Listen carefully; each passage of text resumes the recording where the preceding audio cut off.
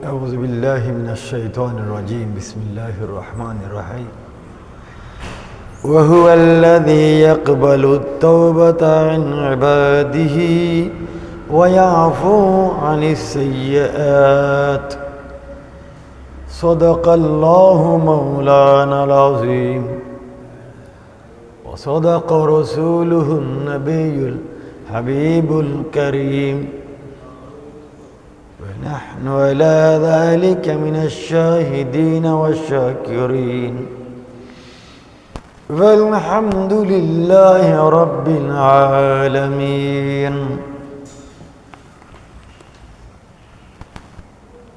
الله أحكم الحاكمين পবিত্র কোরআন হাকিমের মধ্যে ইরশাদ করেছেন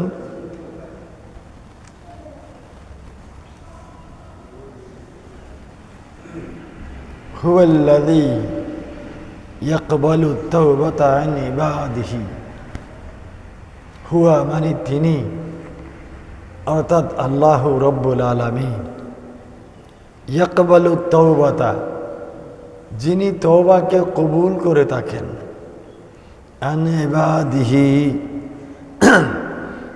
আল্লাহর বান্দাদের পক্ষ থেকে বান্দারা যখন তওবা করে আল্লাহ এটা গ্রহণ করেন ওয়া ইয়াফু আনিস সাইয়্যাত এবং অপরাধ মাফ করে দেন ক্ষমা করে দেন এটাই ছিল আজকের খুতবার সাথে সর্বশেষ কোরআনের আয়াত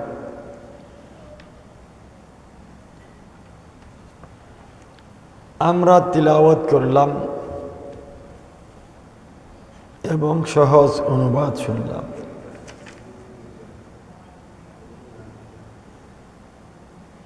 আল্লাহ রব্বুল আলামিন আমাদের সৃষ্টি করেছেন ফেরেশতারা নিষেধ করেছিল হে রব্বুল আলামিন কেন আপনি এমন একটা জাতি তৈরি করবেন যারা সব সময় দাঙ্গা ফাসাদ করবে হাঙ্গামা করবে রক্তারক্তি করবে ইয়াফসিকুদ দিমা ওয়া নাহনু নুসাব্বিহু বিহামদিক অনুকাদ্দিসু লাক আল্লাহ আমরা তো তোমার প্রশংসা করি গুণগান গাই তোমার নামে তসবিহ পড়ি আর এরা যাদেরকে আপনি সৃষ্টি করতে চাচ্ছেন এরা তো রক্তারক্তি করবে আচ্ছা এখনো সৃষ্টি করেন নাই ফেরেশতাদেরকে প্রশ্ন করলেন আমি কি করতে চাই আমি ইনসান বলে একটা জাতি তৈরি করতে চাই অতটুকুই বলছেন আর ফেরেশতারা বলছেন কি আল্লাহ আপনি এমন একটা জাতি তৈরি করবেন না যারা কি করবে খুন খারাপই করবে রক্তারক্তি করবে ওয়াফসিকুদ দিমা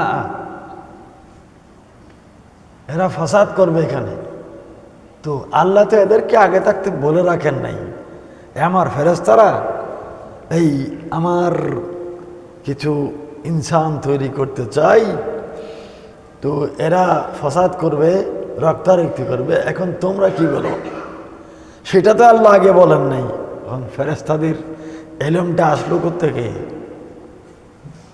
নাকি ফেরেশতাদেরকে আমরা আলিমুল গাইব বলবো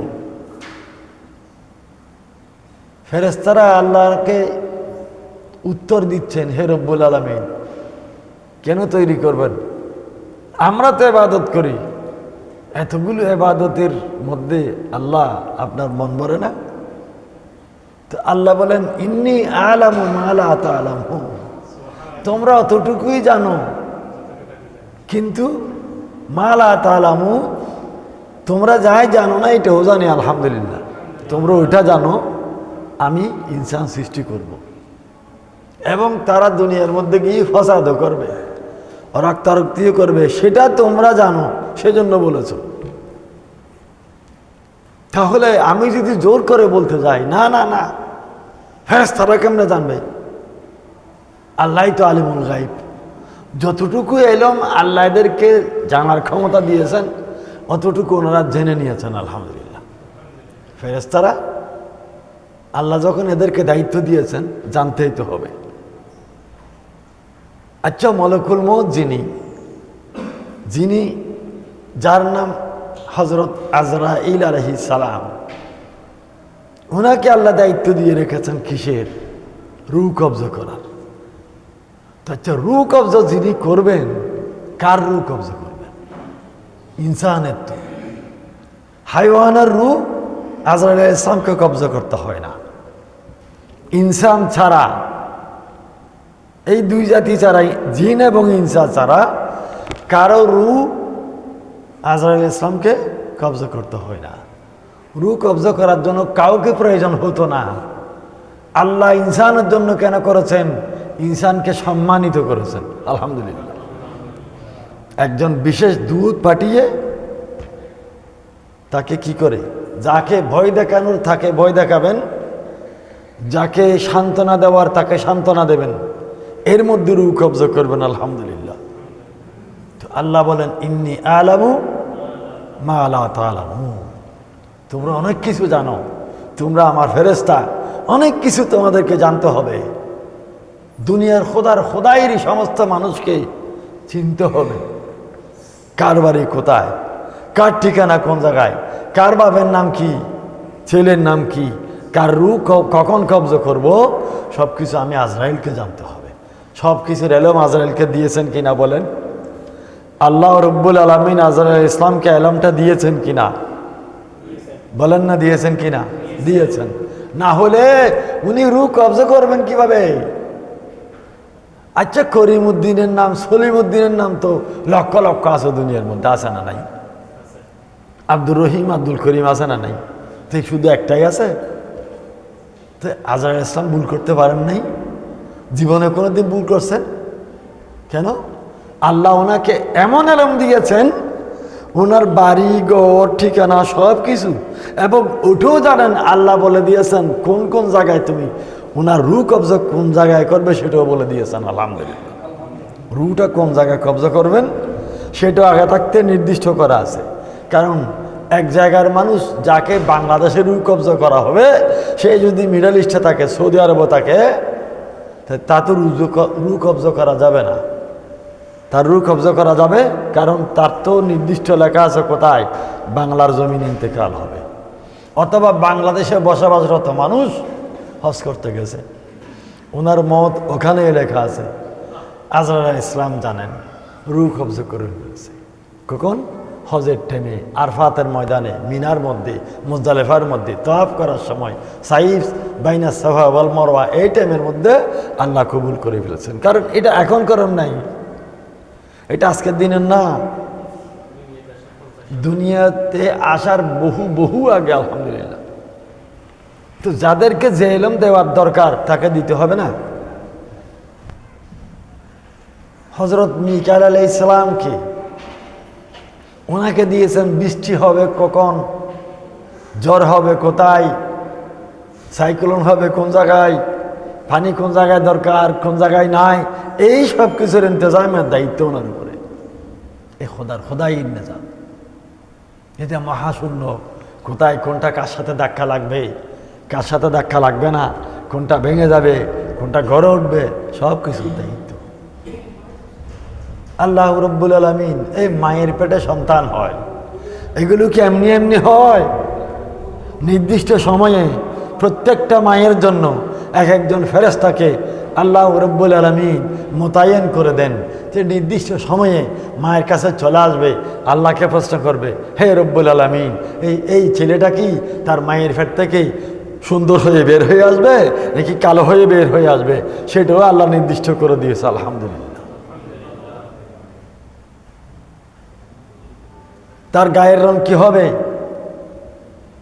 তাকে রুগ্ন শরীরের হবে নাকি সুস্থ শরীরের হবে, সেটাও কিন্তু কি আছে, সব কিছু একদম মুতফা থেকে, আলাকা থেকে, মজগা থেকে, একদম বাপের বীর্য, তারপরে একদম কি বলে আলাকা, অর্থাৎ এটাকে আমাদের দেশে মানে আলাকার একটা অর্থ আছে যে চীনা যোগ, রক্তপিণ্ড, হাত নাই পা নাই কিচ্ছু নেই, শুধু একটা রক্তের একটা প্যাকেটটা, মানে সিনা জোরটা কীরকম রক্তের একটা প্যাকেট, মানে একবার একদম মোটা একটা প্লাস্টিকের মতো রবারের মতো জিনিস, কিছুই নাই, এইটাকে বলা এইরকম একটা রক্ত, জমাট রক্ত আলাকা। তারপর মজগা, মাংসে আস্তে আস্তে মাংস সৃষ্টি হবে। এগুলো কেমনে হয়? এগুলো প্রত্যেকটার ক্ষেত্রে আপনি বুখারী শরীফের মধ্যে দেখেন, মিশকাতুল মাসাবিহের মধ্যে দেখেন, এমনভাবে বিশুদ্ধ বর্ণনা করা আছে যে step by step, step by step, কতদিনই কী হবে, কতদিনই কী না হবে, সব ক্ষেত্রে সেখানে আছে।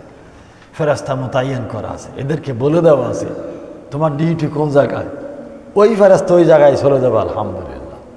আচ্ছা, আমরা যখন ঘুমাই, আমরা যখন চেতন থাকি, তখন এই মুখ দিয়ে কি মাছি বের হয়, ঢুকে নাকি মশা ঢুকতে চায়? আপনি তো বুঝতে পারতেছেন, আপনি মুখ বন্ধ করবেন, মশা তাড়াবেন, মাছি তাড়াবেন, কিন্তু যখন আপনি ঘুমান, চোখ বন্ধ করছেন, মুখও বন্ধ করছেন, কিন্তু আপনার অজান্তে মুখ তো হা হয়ে যায় অনেকের। এরকম শতকরা 30 জন 40 জন মানুষের কি মুখ বন্ধ থাকে না, ঘুমাবার সময় মুখ খুলে যায়। নাকে ছিদ্র দুটাও খোলা, মুখটাও খোলা, কানটা তো এমনিতেই খোলা, ডাকনা নাই, কানের মধ্যে কোনো ডাকনা আছে তো এখানে কোনো ফিকরা ঢুকে না, কোনো আর কিছু ঢুকে না। চৌকিদারি করে কে? আল্লাহ একজন ফেরেশতাকে মোতায়েন করে রেখেছে, কেরামন কাতেবিন, ওই দুজন না, ওই দুজন ছাড়া আরেকজন। এই ফেরেশতাদের নাম হচ্ছে হাফাজা ফেরেশতা, হাফাজা ফেরেশতা, হেফাজতকারী ফেরেশতা। তো হেফাজতটা আল্লাহ করে, ফাল্লাহু খায়রুন হাফিজুন ওয়া হুয়া আরহামুর রাহিমিন।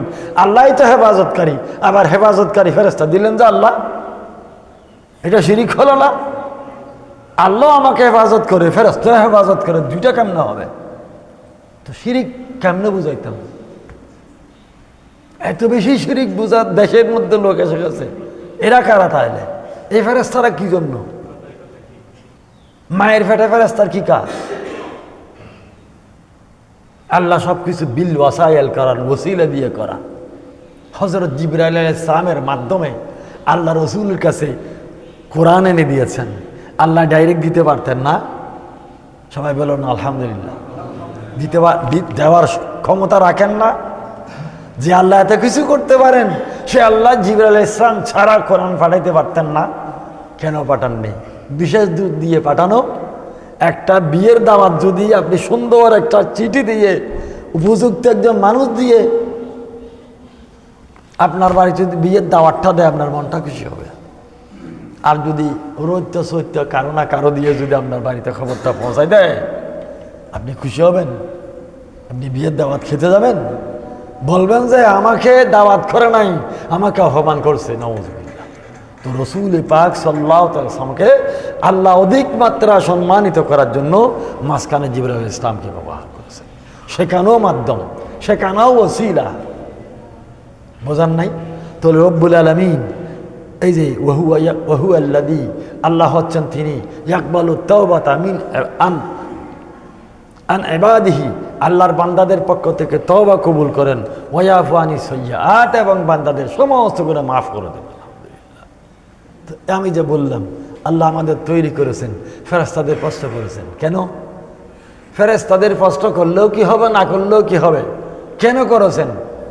ফেরেশতাদের কি ক্ষমতা? মানা করার কোনো কিছু আছে?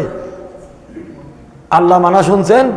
আল্লাহ বলছেন ইন্নী আ'লামু মা লা তা'লামুন।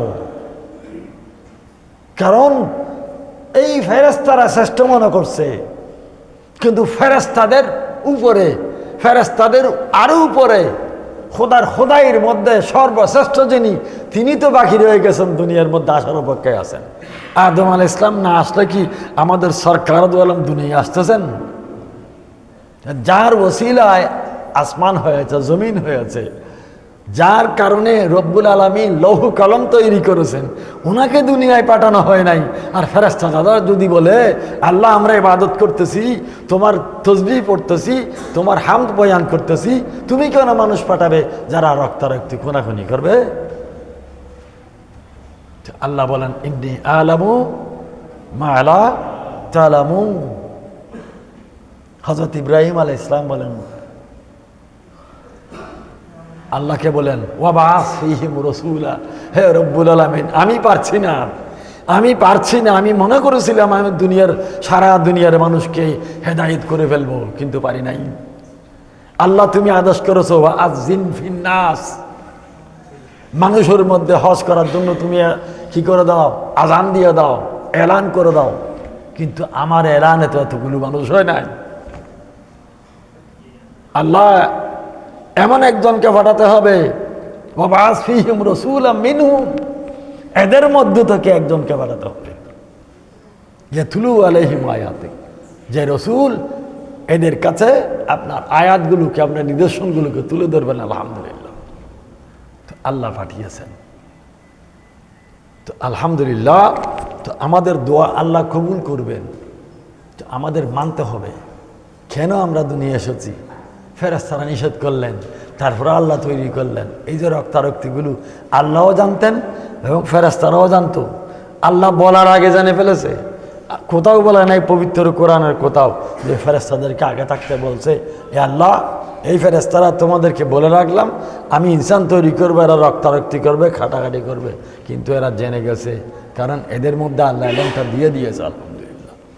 তাহলে সরকার দু আলম সাল্লাল্লাহু তাআলা আলাইহি ওয়াসাল্লাম ওনাকে পাঠাচ্ছেন কাদের জন্য? কাদের জন্য? লিজামিল মখলুকাত, খোদাই সমস্ত সৃষ্টি জগতের জন্য। তো সমস্ত সৃষ্টি জগতের এলম তো রসুলের মধ্যে থাকতেই হবে। সৃষ্টি জগতের এলম যদি রসুলকে না দেয়, তো উনি রসুল হলেন কেন? উনি এখানে কি করতে আসছেন? উনি কেমনে শিখালেন এত আদর্শ? যেই চোর ডাকাতদের দেশে, গুন্ডা বদমাশদের দেশে রসুল পাক সাল্লাল্লাহু আলাইহি ওয়াসাল্লাম আল আমিন হলেন কেন? তখন তো কোরআনের আয়াত নাযিল হয় নাই।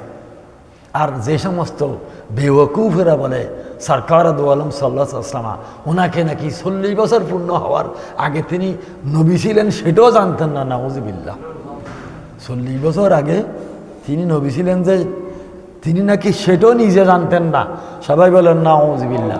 অথচ সরকার দু আলম সাল্লাল্লাহু আলাইহি ওয়াসাল্লাম যেই দিন দুনিয়ায় তশরিফ এনেছেন, মায়ের পেট থেকে বের হওয়ার সাথে সাথে আল্লাহকে সিজদা করেছেন।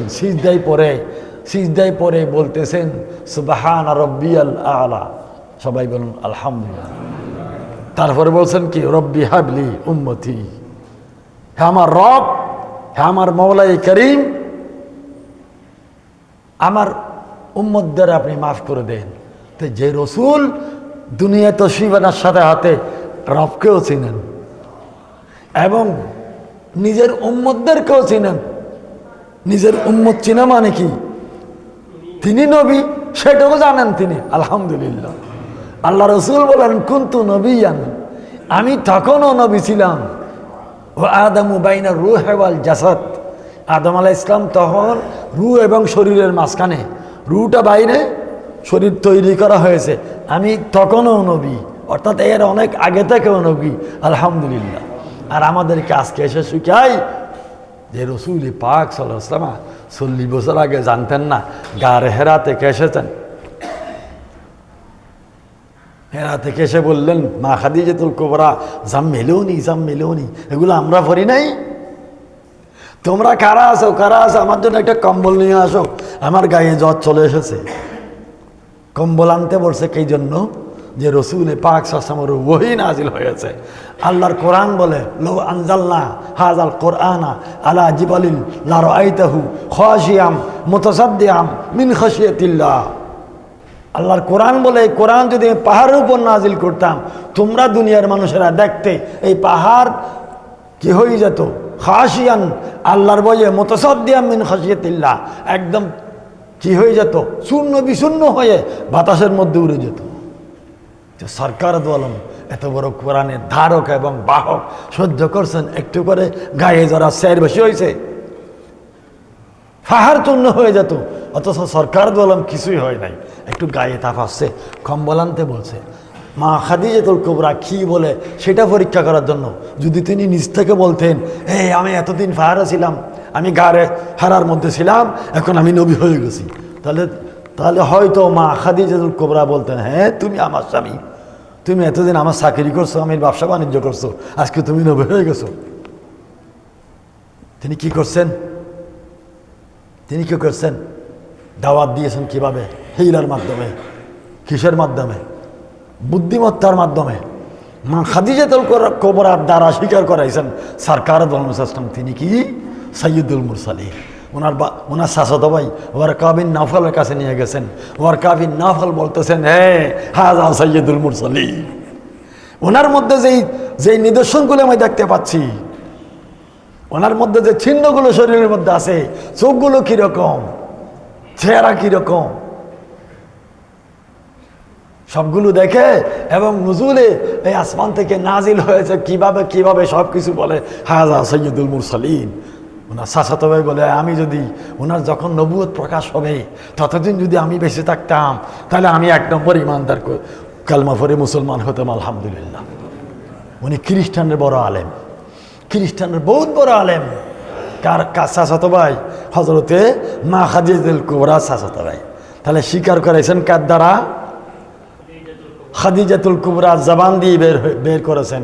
আপনি আমানতদার, আপনি গরিবের খবরগিরি করেছেন, আপনি দুস্থ মানুষকে সেবা করেছেন, আপনি কারো কোনোদিন ক্ষতি করেন নাই, আপনি কিছুই না, এখনো পর্যন্ত কিছুই নাই, তারপরে আপনি আমিন হিসেবে খেতাব পেয়ে গেছেন। আল্লাহ আপনাকে এমনি বানায় নাই, নিশ্চয় আল্লাহর কোনো মকসুদ আছে, বড় কোনো মকসুদ আছে। আপনি ভয় পাবেন না, আপনার গায়ে জ্বর হয়েছে, কিছু হয় নাই, আলহামদুলিল্লাহ বলেন। আর এরা হয়ে গেছে কি, রসুল জানতেন না তিনি নবী ছিলেন? আরে বেউকুফের দল, এগুলো বলো কি?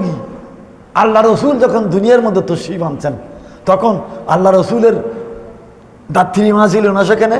আল্লাহ রসুলের আম্মাজান তো ছিলেন, আম্মাজান দেখেছেন, যারা দাত্রী মা যারা ছিলেন তারা দেখেছেন, ওই বাড়ির মহিলারা দেখেছেন। রসুল পাক সাল্লাল্লাহু আলাইহি ওয়াসাল্লাম নবজাতক শিশু সিজদায় পড়ে আল্লাহকে ডেকে ডেকে বলতেছেন, রব্বি হাবলি উম্মতি। রাওয়ায়াত তো সেখান থেকে আছে। রাওয়ায়াত কি ভুয়া নাকি? এটাও তো বুখারী শরীফের মধ্যে আছে, সিয়াসিত্তার হাদিসের মধ্যে আছে। আপনি কি শেখাচ্ছেন? আপনি উম্মতকে রসুল থেকে দূরে সরাচ্ছেন, আর এদিকে কপাল কালো করে দেখাচ্ছেন। আর আমাদের দেশের মানুষ কি হচ্ছে? নাস্তিক হচ্ছে, খ্রিস্টান হচ্ছে, নাউযুবিল্লাহ। এদের কারণে আজকে আমাদের ইয়ং জেনারেশনের ইমান বরবাদ হচ্ছে। কয়েকটা ছোটি বই বের করে দেবে, কয়েকটা কোরআন আয়াত লিখে দেবে, কয়েকটা হাদিস লিখে দেবে, দেখো দেখো দেখো এটা তো তোমাদের সমাজের মধ্যে নাই, এরা তো ইসলাম বিরোধী, এরা তো কোরআন বিরোধী, হাদিস বিরোধী। কোরআনে যা আছে তা মানবো, হাদিসে যা আছে তা মানবো। কোরআন মানো কই? কোরআন মানলা কই? ইন্নামা আনা বাশারুম মিসলুকুম ইউহা ইলাইয়া, এটার উল্টা করে অর্থ বলো, যেটা কোরআনের মধ্যে নাই। তোমরা কি বলো? হ্যাঁ, ইন্নামা আনা বাশারুম মিসলুকুম, আমি তোমাদের মতো মানুষ। ইউহা ইলাইয়া, ব্যাসকমটা কি? আমার উপর ওহী করেছে। এখন করেছো কি? ওহী আসা মানে কি? ওহী কার উপর আসছে দে? উনি কে?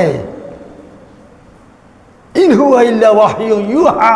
আল্লাহর কোরআন বলে, রসুল পাক জবান দিয়ে যেটাই বের করেন সেটাই ওহী। আলহামদুলিল্লাহ বলেন। তাহলে কার শানে কি বিয়াদবি করে? এরপরে কি আছে আয়াতের পরে? কি? আন্নামা ইলাহুকুম ইলাহুম ওয়াহিদ। প্রসঙ্গ হলো আল্লাহকে নিয়ে। এই আমার উম্মতেরা, হে আমার দুনিয়ার মানুষ, তোমরা আমাকে খোদা মনে করতে যেও না। আমি খোদা নই, আমি তোমাদের মতো বান্দা। আমি তোমাদের মতো কি বান্দা? তোমরা যেমন আল্লাহর বান্দা, আমি সরকার দো আলম হতে পারি, তারপরেও আমি আল্লাহর বান্দা। কিন্তু তোমরা আব্দুল্লাহ, আনা আব্দুহু ও রসুলহু। আলহামদুলিল্লাহ, বুঝতে পারছেন? আমরা সবাই দুনিয়ার মধ্যে আব্দুল্লাহ, আর রসুল পাক মুহাম্মদুর রাসূলুল্লাহ।